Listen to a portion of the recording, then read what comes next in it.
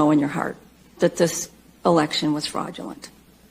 There's no question of it if you really are sensible. I was at TCF Center as a poll challenger. I witnessed the military ballots being duplicated. I just thought it was strange that only Biden's name was selected, no down ballot.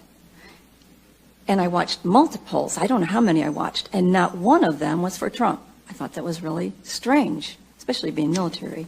What I watched, one of the incidents, Mrs. C, it was written on her shirt, brought down a box of ballots. Since they're in stacks of 50, I could estimate it was about 500 ballots. Gave this box of ballots to 3 ladies sitting at a table just off the platform. Excuse me, I'm nervous. One of the ladies, the far left one, tried to get our attention. She ended up giving us notes that were stuck on all these ballots, the sticky notes. She ended up giving us 4 of these notes. They read, received November 4th, enter as November 2nd. These 3 ladies were entering these ballots in to the verified voter system. She also got my attention, turned around, tried to get me to see her laptop monitor, which I leaned in and saw, and she wanted me to see the signature. The signature on the screen was some huge circles like that, the signature. Signature on the ballot was little tiny vertical sticks. It wasn't even in the same solar system, definitely different signatures. And this one lady that was trying to help us ended up being Jesse Jacobs, the whistleblower. Onto the tabulators, I witnessed multiple times stacks of 50 ballots being put through the tabulators multiple times.